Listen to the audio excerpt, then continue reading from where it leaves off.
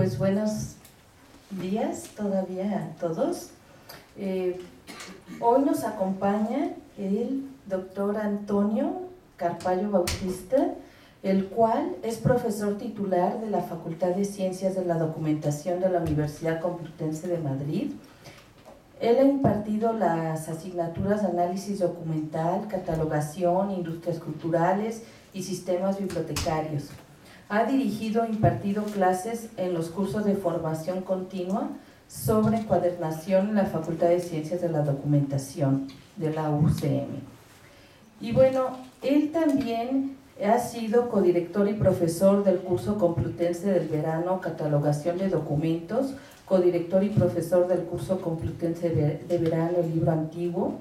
Ha manejado una diversidad de proyectos de investigación como investigador principal, entre ellos el proyecto de investigación Complutense 2004, las encuadernaciones artísticas de la Biblioteca Complutense, análisis documental, proyecto de investigación Santander Central de la Universidad Complutense de Madrid del 2007 al 2008, las encuadernaciones de la Catedral de Toledo, catalogación y difusión, un proyecto de investigación del Ministerio de Ciencias e Innovación del 2009 al 2011 sobre estudio, identificación y catalogación automatizada de las encuadernaciones artísticas de la Biblioteca Histórica de la Universidad Complutense y de la Biblioteca Histórica del Ayuntamiento de Madrid. También ha tenido participación en proyectos y contratos de investigación, entre ellos han sido 9, y ha sido codirector del grupo Bibliopegia, un grupo de investigación sobre encuadernación y el libro antiguo. Ha dirigido varios trabajos también de investigación. Y bueno, entre sus publicaciones, pues son varias. Voy a mencionar las más destacadas. Entre ellas está Los papeles decorados en la encuadernación del Archivo y Biblioteca Capitular de Toledo. También las encuadernaciones de obra y fábrica del Archivo de la Catedral de Toledo, las encuadernaciones artísticas de la Catedral de Toledo, un manual de análisis documental, supuestos prácticos, encuadernaciones en la Biblioteca Complutense, análisis documental de la encuadernación española, repertorios bibliográficos, tesauros y ficha descriptiva, la encuadernación en tiempos de Parix, y también varias publicaciones en artículos de revistas, como el estudio de las encuadernaciones del siglo XV de la Biblioteca Complutense, descripción de la encuadernación del Libro de los Muertos de la Guerra Civil Española, la encuadernación y su descripción, las encuadernaciones artísticas de pergamino de la colección Francisco Guerra.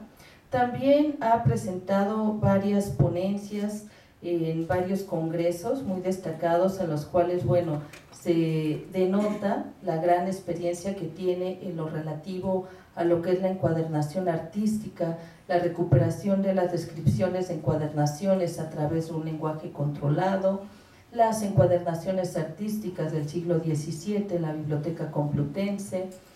También, por ejemplo, tiene descripción de encuadernaciones, aplicación a un formato codificado y su recuperación a través de los lenguajes controlados, la descripción de encuadernaciones en la Biblioteca Digital Dioscórides, proyecto de catalogación y difusión de las encuadernaciones artísticas de la Biblioteca Complutense.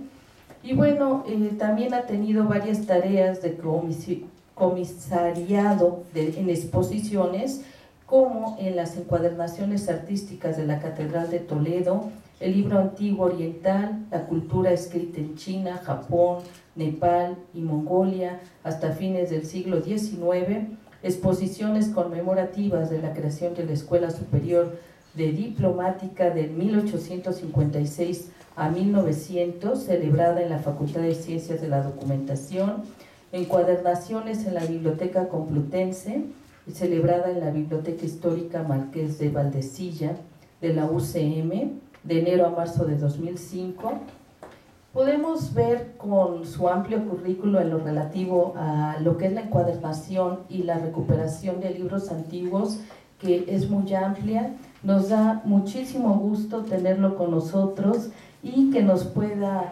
exponer toda la amplia experiencia que tiene relativa a esta temática. Doctor, por favor, le damos la palabra. El título de su ponencia es La heráldica real en la encuadernación española. Por favor, gracias. Muy bien, muchas gracias. Dar las gracias al CUIP por darme la oportunidad de dar esta conferencia y que está dentro de mi línea de investigación principal, que es el análisis documental de las encuadernaciones. Como ya ha dicho la compañera, pues participamos no yo solo, sino un grupo de personas, un grupo de investigación en diferentes proyectos para identificar y describir encuadernaciones artísticas. Y una de las partes también que nos centramos en esa identificación es la parte de la heráldica. La parte de la heráldica, que es muy importante para la identificación de la procedencia de esas encuadernaciones, no solamente un escudo heráldico, sino cualquier otro signo de propiedad. Pues eso siempre es importante poder añadirlo dentro de la descripción de una encuadernación. Bueno, pues voy a comenzar la conferencia.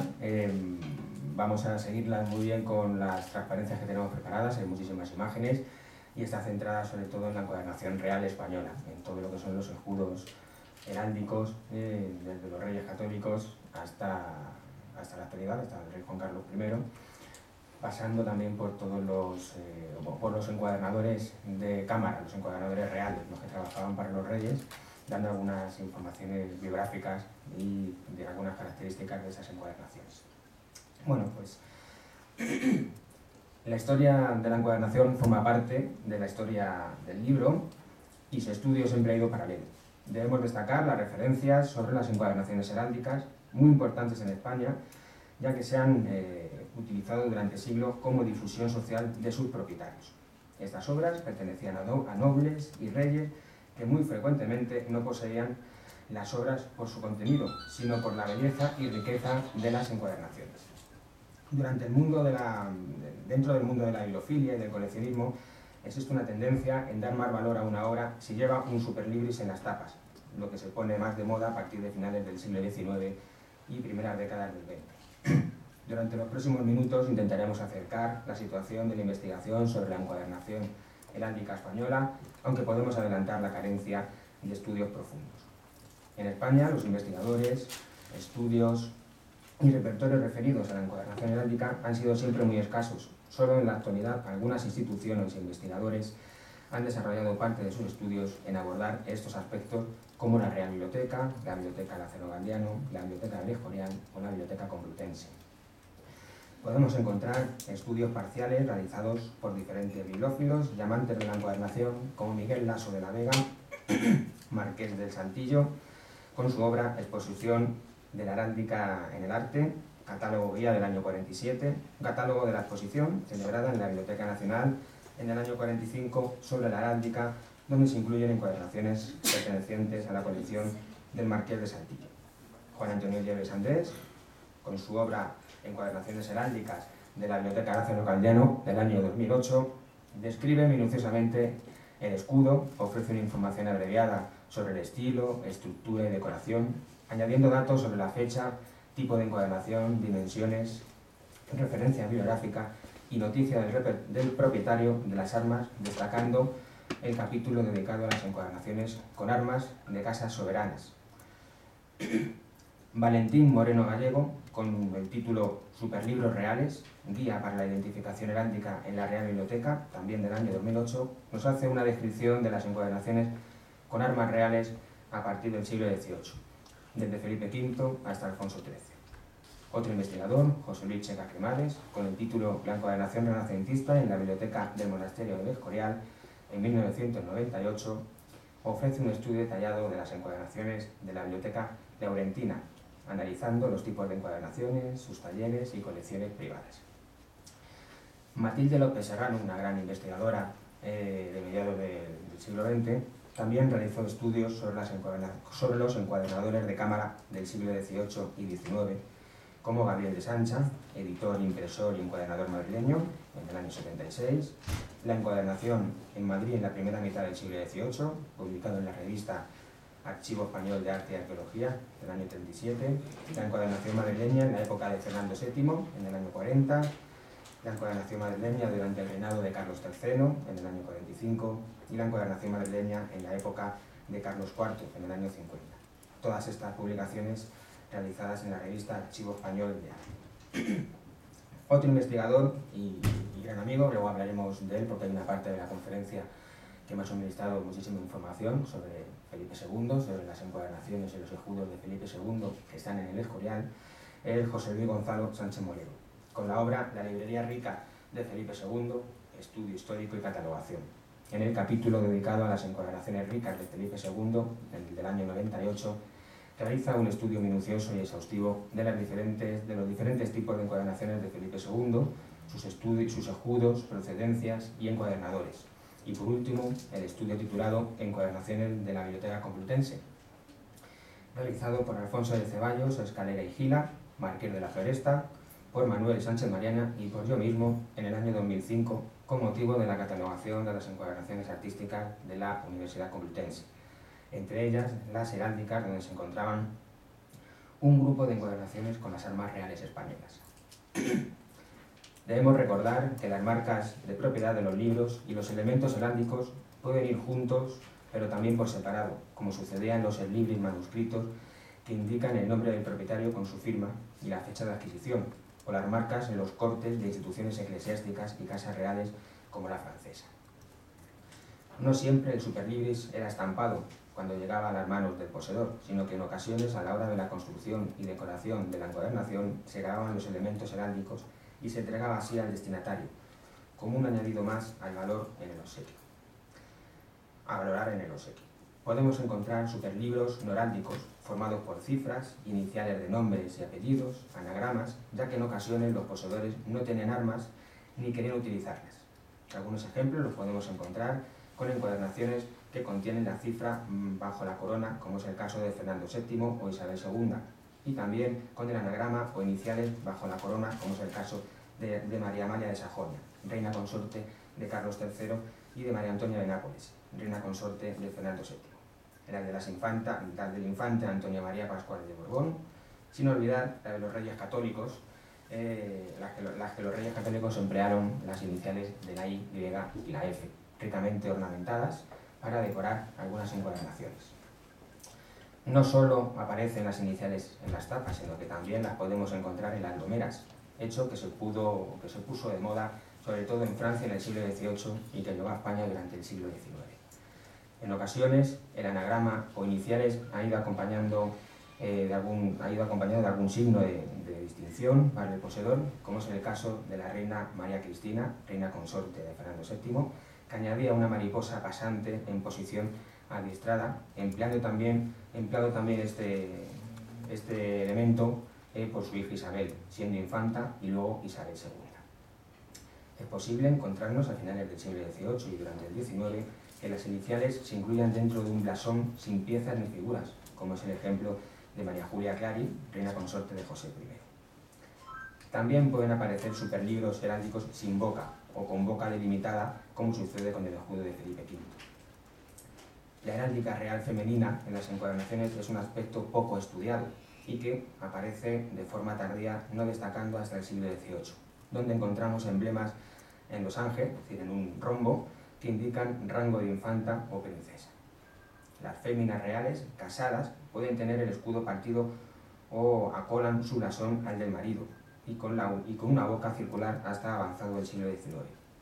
En la Edad Media, las solteras, que no deseaban cambiar de estado, a veces usaban el blasón pleno del padre, sin alteración alguna, mientras que las casaderas lo partían incorporando el de la madre, indicando así el deseo de maternidad. Los reyes católicos acordaron en un documento firmado en Segovia el 15 de enero de 1475 que en su heráldica apareciera en primer lugar Castilla y León. Después Isabel fue proclamada reina en 1475, antes que Fernando, que no lo hizo hasta 1479. una encuadernación que pertenecía a los Reyes Católicos, depositada en la Biblioteca Nacional de España y que cubre las 7 partidas, está realizada con terciopelo, apareciendo en el centro de la cubierta anterior la I coronada de la reina Isabel, mientras que en la tapa posterior aparece la F coronada del rey Fernando. Las 2 iniciales están decoradas con preciosos esmaltes de color azul, rojo, verde y blanco, junto a elementos de plata. En cada una de las tapas aparecen además 4 broches esmaltados. Los de la tapa anterior, junto a la inicial I, llevan la divisa del yugo, mientras que los de la tapa posterior, con la inicial F, llevan la de las haces de flechas. Otra encuadernación con el escudo de los Reyes Católicos la podemos encontrar en la Biblioteca del Escorial, con el escudo en el centro sujetando el recubrimiento de terciopelo rojo, bajo el cual aparece una encuadernación gótica mudéjar. La colección de encuadernaciones pertenecientes al rey Felipe II, depositadas en la biblioteca del Monasterio del Escorial, es una de las más importantes de España. No solo se encuentran en esta biblioteca obras pertenecientes a Felipe II, sino a los Reyes Católicos, procedentes de la Capilla Real de Granada, las encuadernaciones italianas de Diego Hurtado de Mendoza, las adquiridas por Arias Montano en Flandes, junto a otras de relevantes personajes pertenecientes a la nobleza y a la realeza española y a otros países. Sobre estas encuadernaciones no se ha realizado un estudio amplio, solo algunos estudios parciales. Uno de estos primeros estudios fue realizado por Francisco Hueso Royán en su exposición de encuadernaciones españolas, siglo XII al siglo XIX, en el año 1934. Unos cuantos años después, en el año 54, Henry Thomas se interesa por las encuadernaciones de la biblioteca de Diego Hurtado de Mendoza. También otros investigadores españoles se han interesado por este importante fondo de legaturas, de encuadernaciones, como Vicente Castañeda, Matilde López Serrano, Manuel Carrión, José Luis Checa y José Luis Gonzalo Sánchez Morero, al que tengo que agradecer públicamente su apoyo por toda la documentación suministrada para la realización de esta parte de la conferencia, ya que ha estudiado durante años los fondos de esta biblioteca, y en especial las obras de Felipe II y naturalmente sus encuadernaciones, lo que queda reflejado en su obra La librería rica de Felipe II, estudio histórico y catalogación, con un capítulo dedicado a las encuadernaciones ricas de Felipe II. En este estudio, Sánchez Morero nos indica las fechas y los encuadernadores encargados de la realización de las encuadernaciones, todas ellas realizadas en la primera mitad del siglo XVI. Ha consultado numerosa documentación de archivo acerca de los gastos generados para la creación de la Biblioteca del Rey, donde aparecen que los 2 más importantes encuadernadores fueron Juan de Medina y Juan Vázquez, aunque también se encuentran encuadernaciones procedentes de viajes del rey a los Países Bajos y a Inglaterra, decorados con cubiertas de estilos desarrollados en países como Italia, Alemania, Bélgica y Gran Bretaña. En su estudio, Sánchez Morero nos divide las encuadernaciones de la Biblioteca Real en 9 grupos que brevemente vamos a desarrollar. El primero de ellos son las encuadernaciones mudéjares y de transición realizadas por Juan de Medina. Este librero y encuadernador realizó cerca de 90 encuadernaciones, de las que solo se conservan 5. El responsable de que se perdieran esas encuadernaciones originales fue Juan Calvete de Estrella, que decidió reencuadernar las obras para homogeneizar todas las encuadernaciones, incluyendo el escudo del príncipe. Esta medida se ha estado haciendo hasta hace no mucho tiempo en las bibliotecas, el reencuadernar fondos, deteriorando o no dando importancia a las encuadernaciones artísticas originales o encuadernaciones originales, perdiéndose sus tapas con esos motivos decorativos o simplemente perdiéndose toda la estructura de cosido y de construcción que tenían esas obras, y se ha perdido pues, la parte más importante en esas ocasiones. Pues eso ha sucedido antiguamente y hasta hace bien poco, ¿no? Con esas políticas de reencuadernación que tienen algunas bibliotecas. Durante el año 1541 se realizan la mayor parte de las encuadernaciones por parte de Juan de Medina, encuadernador formado en Alcalá de Henares, desarrollando excelentes encuadernaciones mudéjares y platerescas recubiertas de cordobán. El cordobán es una piel antigua de color muy oscuro, de color rojizo, una piel de macho cabrío de muy buena calidad que se utilizaba para las encuadernaciones mudéjares, sobre todo, con elementos dorados y leyendas, no descartando las sencillas encuadernaciones en pergamino o en cuero envesado, es decir, lo que es la piel, la parte de la carnaza, poniendo de moda el empleo del papelón en vez de la madera para la construcción de las tapas. además de la inclusión del dorado y jaspeado en los cortes junto a broches metálicos. Algunas de estas obras, encuadernadas por Medina, son Ópera de Salustio, encuadernada en 1541, con motivos mudéjares de transición y alguna otra más, también con otros motivos similares. Otro grupo que tenemos son las encuadernaciones romanas del maestro Lucci. Dentro de las encuadernaciones realizadas para el príncipe Felipe, es curioso encontrarse con varias con un estilo italianizante y que proceden de regalos que recibía el príncipe. Son trabajos italianos de un taller romano del encuadernador Luigi de Gravo, artesano que trabajó para los papas y las familias más importantes de Roma. Algunas de esas encuadernaciones realizadas por este artesano también las tenemos en la Catedral de Toledo. El tercer grupo son las encuadernaciones platerescas realizadas por Juan Vázquez, el encuadernador quizás más importante. Este grupo constituye el mayor número de las encuadernaciones, aunque no todas fueron realizadas por el encuadernador salmantino Juan Vázquez, sino que posiblemente fueran ayudados por otros encuadernadores salmantinos emparentados con él, como su cuñado Pedro Rodríguez, y que junto a mercaderes de libros e impresores se repartían el negocio para el suministro de libros a la biblioteca del príncipe Felipe. No hay constancia de que Juan Vázquez encuadernara todos los libros en los años 1541 y entre 1543 y 1547, asignándose su atribución por el empleo de los mismos hierros durante esos años, y siempre en Salamanca. Sí existen hierros con el anagrama de Juan Vázquez, como una rueda de trofeos, lanzas, volutas y coronas, donde aparece el anagrama JB, que podrían ser las iniciales de Juan Vázquez, y que podemos encontrar en las encuadernaciones de los años 1542 y 1547. Las encuadernaciones de este artesano presentan tres características.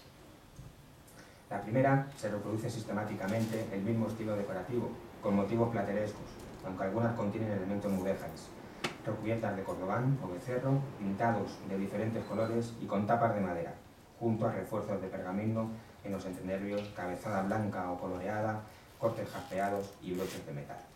En cuanto a la estructura decorativa, se siguen siempre los mismos patrones, los libros en formato de 16 o en octava, siempre estando dorados además del lomo.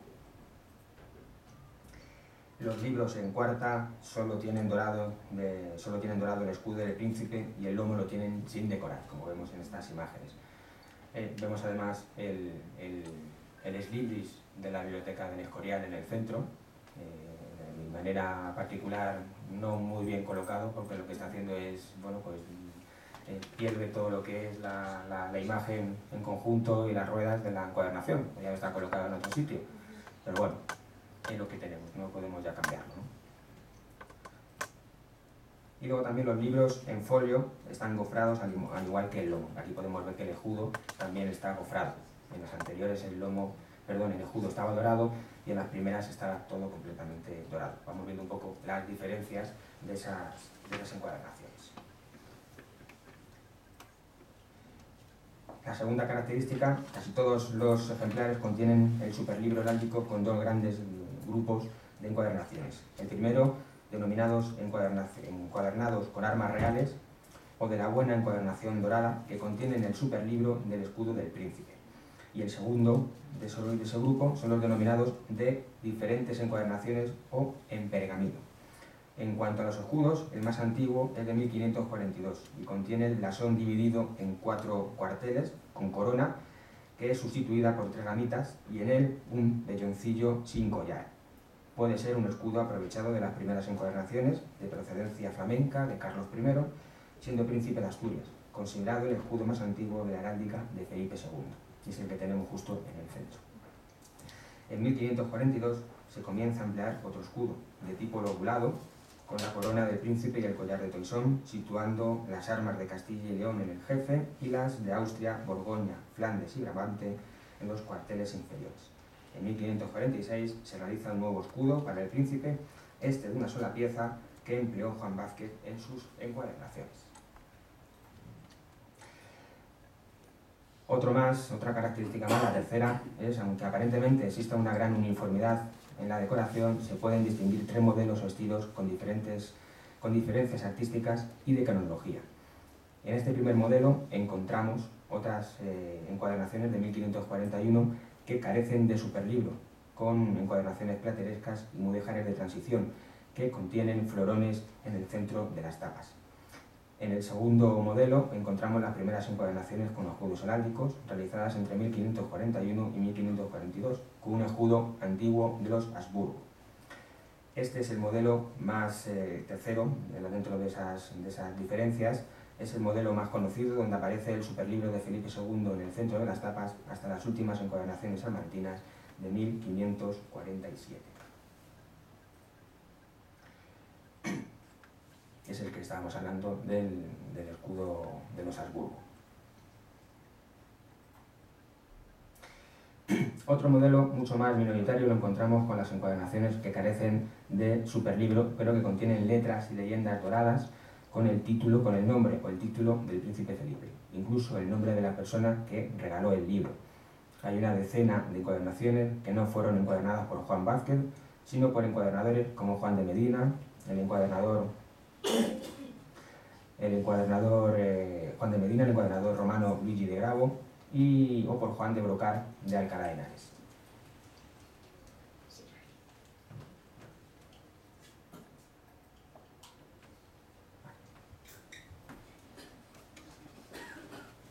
Pasamos al cuarto grupo de las encuadernaciones de Felipe II, son las encuadernaciones denominadas toledanas. Durante esta década el príncipe recibe varios libros encuadernados en Toledo, realizados en un mismo taller, ya que los hierros y estructura decorativa son similares. Se emplean ruedas zoomórficas, cordones franciscanos y planchas con el escudo imperial de Toledo. Uno de ellos es este ejemplar de Fray Miguel de Medina de 1564, que fue un regalo que se realizó al príncipe Felipe. El siguiente grupo son las encuadernaciones mudéjares de transición vallisoletanas de Valladolid, una provincia del centro de España, del encuadernador Francisco López el Viejo. Este artesano trabajó para la princesa Doña Juana y tenemos constancia que ya en 1545 le había encuadernado alguna obra para el príncipe. Las encuadernaciones de este artesano estaban realizadas en papelón, y papelón estamos hablando de las tapas, del soporte de las tapas, de cartón, recubiertas de cordobán, doradas, sin ruedas, sustituidas por filetes gofrados y ramitas doradas en las esquinas. El siguiente grupo son las encuadernaciones de entrelazos al esmalte de Cristóbal Plantino. Estas encuadernaciones fueron realizadas en Amberes, seguramente en el taller de Plantino. Dos de estas encuadernaciones fueron realizadas, una de ellas en 1556, que es la que tenemos aquí en la pantalla, y otra en 1552. Este grupo de encuadernaciones destacan porque las tapas son de papelón, esmaltadas y policromadas, junto a cartelas que incluyen diferentes leyendas. El siguiente grupo son las encuadernaciones inglesas de Medallion Binder y de Queen Edward and Queen Mary Binder. En la biblioteca de Felipe II encontramos varias encuadernaciones que contienen las armas de Felipe II como rey de Inglaterra y de España, y estudiadas por el doctor Sánchez Moreno en la revista Reales Sitios. Estas encuadernaciones son sin duda inglesas debido al Medallion Binder, denominado así por emplear en sus encuadernaciones dos medallones con las esfinges de Platón y Dido, aunque la encuadernación encontrada en el Escorial carece de las esfinges. Aquí podemos ver dos de ese tipo de encuadernaciones, con el escudo en el centro. El siguiente grupo que tenemos son las encuadernaciones enteladas de Asórinos. Este tipo de encuadernaciones nace después del viaje de Felipe II a los Países Bajos en 1548, y aunque no ha sido muy empleado por los artesanos españoles, sí lo ha sido en países de Europa como Italia, Alemania, Bélgica o Inglaterra.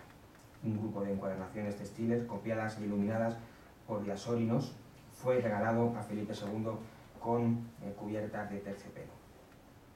También tenemos otro grupo que son las encuadernaciones diversas, españolas y extranjeras. En este apartado se han incluido una colección de encuadernaciones de diversas procedencias como españolas, italianas, flamencas, inglesas o alemanas que llegaron a Felipe II en sus viajes. Estas encuadernaciones no tienen un estilo definido, sino que obedecen a la inquietud artística de sus artesanos. Aquí tenemos algunas de ellas, el estilo a la fanfar o de rameados, que se da a últimos del 16, primero del 17.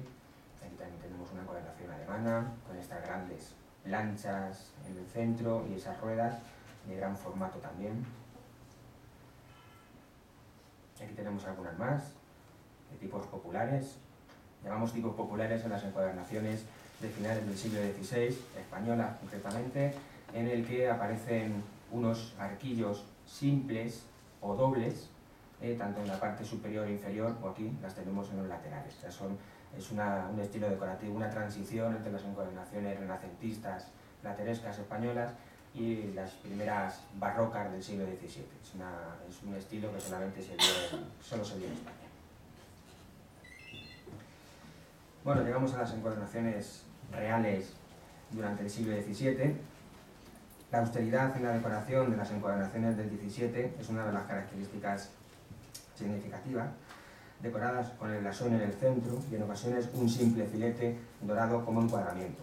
El emblema puede venir por adornos con palmas de triunfo. Los motivos heráldicos empleados en los blasones españoles no suelen llevar tenantes, es decir, figuras humanas, soportes, figuras de animales, y sostenes, figuras celestiales como ángeles, pudiendo aparecer figuras vegetales. Aunque también en ocasiones nos encontramos con encuadernaciones muy cuajadas y muy rellenas de oro, decoradas siguiendo los elementos decorativos de un estilo propio de la época, como es el caso de una encuadernación de Felipe IV, con el escudo en el centro y decorada con varillas de abanicos en las esquinas. El escudo está rodeado del collar de la Orden del Toisón de oro, timbrado con 3 yelmos, el principal en el centro, el cual lleva una corona abierta y saliente de ella la cimera de un león armado de una espada. El yelmo a la diestra está contornado y muestra por cimera un dragón, igual que el yelmo puesto en la siniestra. Esta encuadernación se encuentra en la Biblioteca Histórica de la Complutense y fue descrita en el catálogo que hicimos en el año 2005 con motivo de la exposición. La encuadernación real en el siglo XVIII. La encuadernación cobra durante este siglo una gran importancia, sobre todo bajo el reinado de Carlos III, ya que se unen el auge y la evolución de la imprenta y el grabado. El desarrollo de este arte en los ambientes palaciegos se produjo gracias a la gran cantidad de obras de calidad que contenía la biblioteca de Palacio, procedentes de los regalos y encargos realizados por los monarcas, a quienes les gustaban las encuadernaciones ricamente decoradas.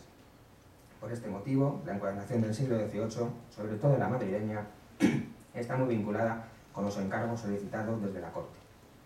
Otro dato a destacar es el aumento de la producción impresa y publicación de numerosas obras, tanto españolas como extranjeras, en su mayoría traducciones, que necesitaban de una encuadernación para su distribución y venta. Podemos indicar que Palacio seguía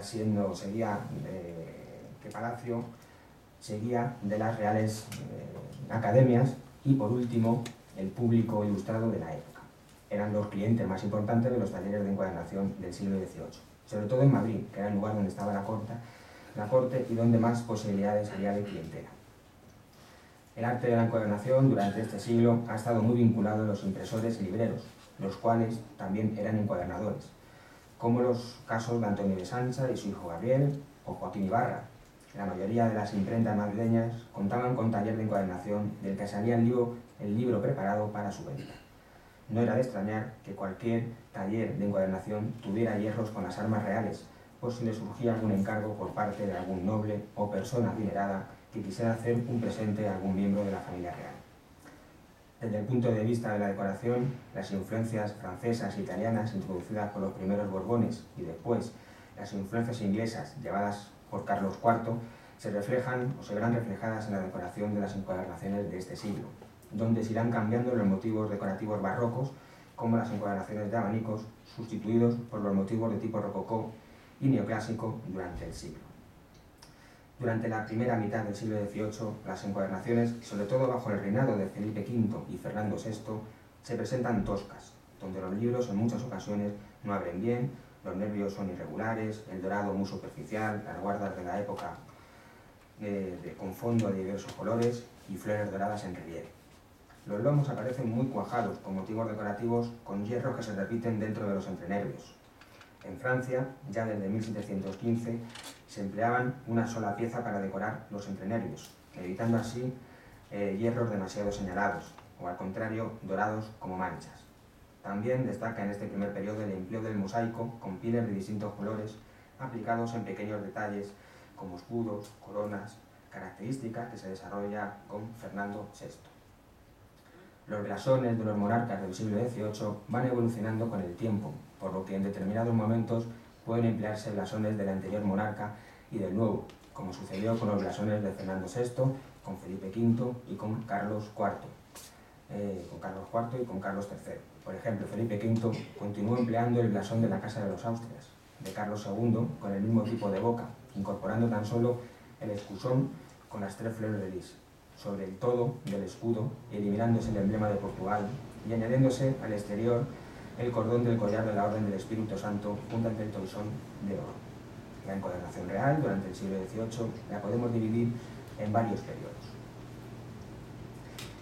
Durante los últimos años del reinado de Felipe V se continúan empleando motivos de abanicos y de rameados. Se comienzan a emplear en la decoración hierros sueltos y ruedas, un elemento que se repite formando un dibujo monótono. Las pieles más empleadas son las de cabra y los becerrillos teñidos. Los cantos se decoran sencillamente, descartando los contracantos. Las guardas normalmente son de papeles decorados con flores, apareciendo excepcionalmente guardas de seda. Durante su reinado, el monarca toma diversas decisiones para fomentar las artes del libro, como suprimir el impuesto de la alcabala del papel al pergamino para encuadernar, aunque estas medidas no producen los efectos esperados de forma rápida. Como encuadernadores muy cercanos a la corte tenemos a Juan Gómez, aquí en el 1742, el marqués de Montenegro, que era el encargado máximo de la Real Cámara. Del príncipe don Fernando le despide el título de librero de cámara. Fue encuadernador en Toledo a finales del 17 y primeros del 18, cuando se traslada a Madrid, figurando en 1726 como encuadernador de la Biblioteca Real Pública. Otro de los encuadernadores importantes es Francisco Manuel Menoire, que también fue nombrado por Carlos II librero encuadernador de la Capilla Real y poco después, bajo Felipe V, librero de la Casa Real. A su muerte queda al frente del taller su hijo Juan Francisco Menoire, que también tuvo los títulos como su padre y figura como librero encuadernador de la Real Biblioteca Pública desde el año 1716. También tenemos a otra persona importante, a Francisca de Guzmán, que es nombrada por el mayordomo mayor en 1723, siendo la librera de la Real Biblioteca Pública. Era costumbre que las viudas de los oficiales ocuparan el puesto de su marido tras su fallecimiento, como se indica en el capítulo 8 de las ordenanzas de la Comunidad de Mercaderes y Encuadernadores de Libros de esta corte del año 1726.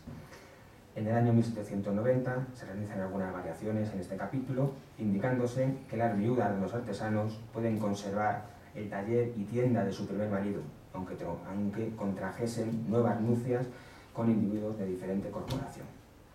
Es conocido también el librero Juan Bot, que posiblemente fuera oficial encargado de la librería de Juan Francisco Menoire. En los blasones de Felipe V, y con una influencia francesa, se instala la boca circular y que no es una característica de la heráldica española. Aparecen ejemplos como el blasón cuadrilongo, terminado en forma redonda en la parte inferior y finalizado en punta. También de Felipe V podemos encontrar blasones pintados ejecutados en Francia con forma circular o incluso algunos sin boca junto a otros con boca. En el siglo XVIII se consolida el acolamiento con doble blasón, el del marido y el de la mujer, una forma que en Francia se extendió al resto de los países, como muestran los ejemplos de Isabel de Farnesio. Otro añadido a los blasones son los cordones o lazos, que son propios de las solteras o viudas. Las solteras sin nudo y el cordón lleva el color del esmalte del escudo, rematado por 2 bordas, cruzadas en las solteras y abiertas en las viudas, como sucede con Isabel de Farnesio tras morir su marido Felipe V. Este cordón, anudado, normalmente por 4 partes en las viudas, se denomina lazo de amor y puede aparecer exento rodeando el blasón, lo que es más propio del siglo XVII y en compañía de manto de armiño o de timbres propios del marido.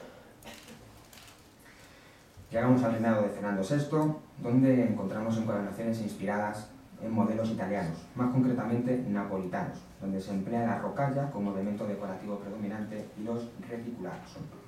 La ciudad de Madrid se convierte en el centro de la encuadernación española y Antonio de Sancha en el encuadernador más importante.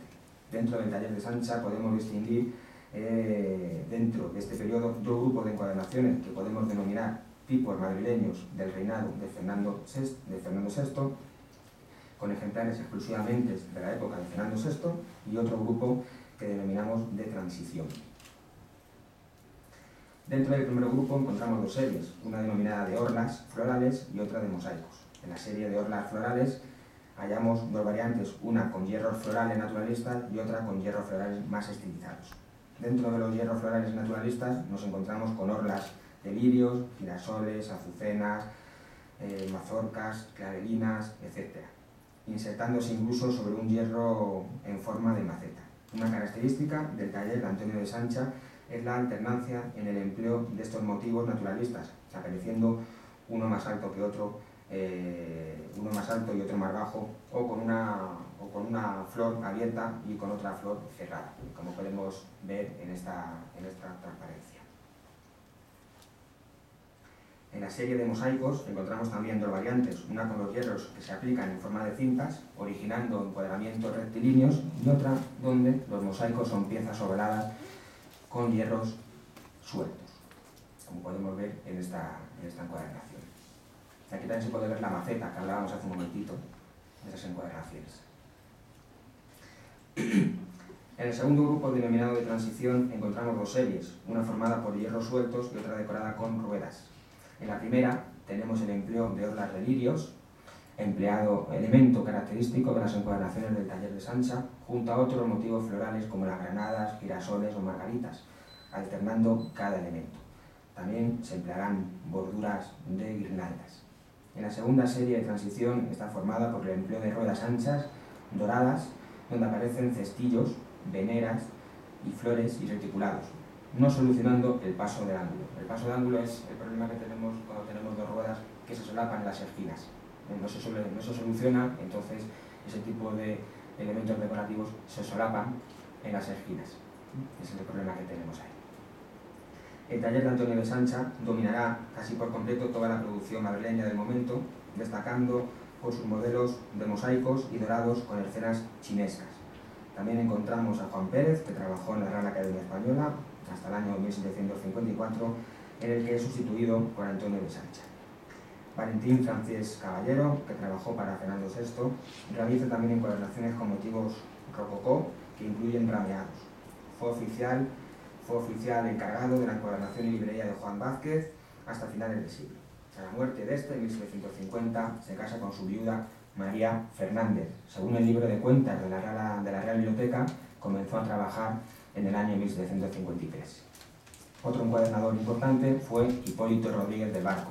Es otro librero y encuadernador de la Real Casa y Capilla, puesto que consigue al haberse casado con Francisca de Guzmán, viuda del encuadernador de cámara Juan Francisco Benoire. Al morir, su mujer en 1732 ocupa la plaza de encuadernador de Palacio hasta su muerte en 1750.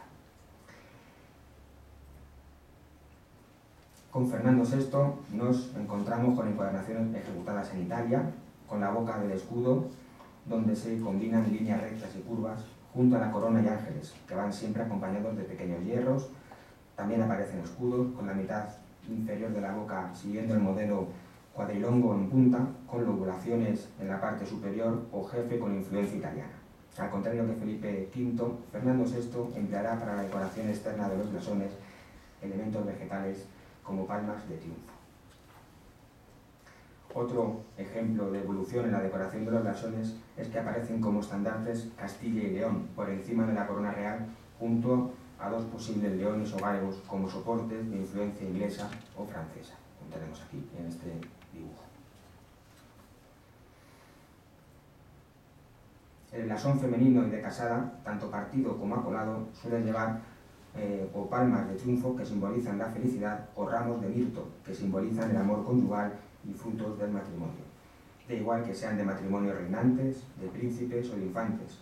Aunque ya reinantes, estos signos exteriores se suelen disminuir o desaparecer, y se cambian por elementos decorativos como sucede con el blasón de Bárbara de Braganza. Durante el reinado de Carlos III, en la época de mayor influencia francesa, sobre todo parisina, francesa sobre todo parisina.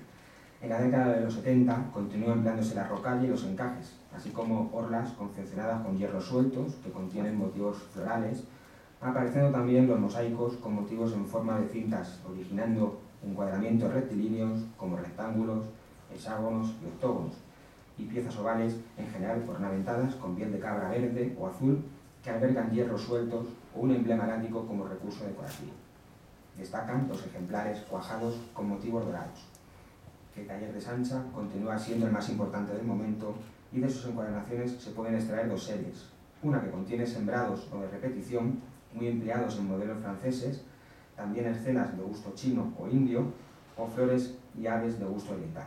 Y la segunda serie está formada por borduras doradas constituidas por pequeños hierros sueltos de tipo vegetal, con tallos de apio y cardo de jardín, representados en espiral o forma curva, uniéndose flores y frutos con lirios, como lirios, bellotas, granadas, pajarillos, rosetas, veneras y pequeños elementos heráldicos.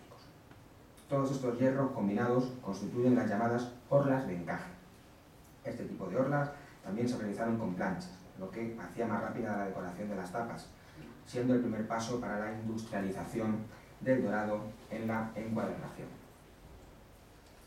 En la década de los 70, en el reinado de Carlos III, continúa empleándose la rocalla como recurso decorativo y aparecen las primeras encuadernaciones firmadas por artesanos españoles, comenzando a utilizarse las pastas valencianas, creadas por el encuadernador José Benito Río. Las pastas valencianas son las pieles de diferentes colores, rojo, verde, azul, son pieles jaspeadas que se introducen en tintes para conseguir ese veteado en las pieles. Es una badana, una piel de oveja, de cordero, es muy sencilla y que se decora y que da mucho juego de cara a hacer luego encuadernaciones de mosaicos y tener diferentes tonalidades y jugar con las sombras.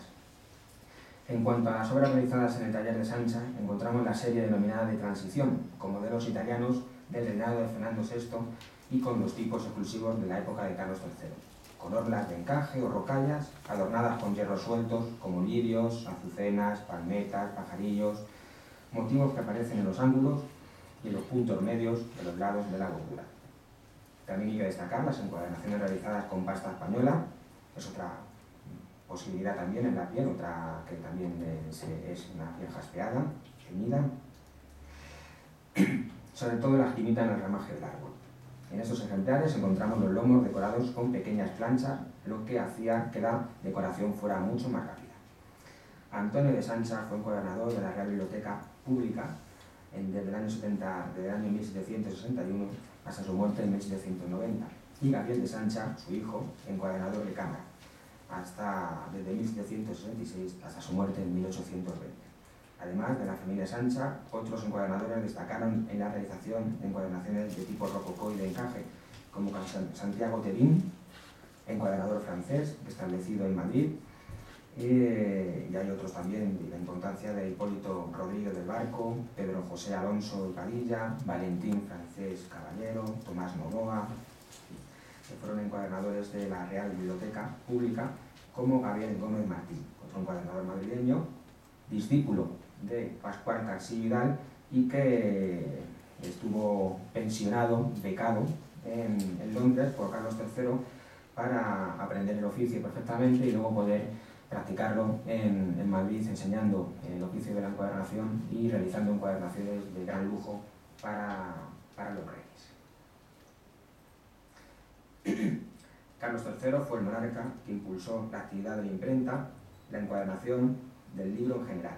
Durante su reinado, en 1762, aparecen las ordenanzas de la Comunidad de Mercaderes y Encuadernadores de Libros de la Corte, aprobadas por el Real y Supremo Consejo de Castilla, con 34 capítulos, donde destaca el empleado para regular los años de aprendizaje del oficio.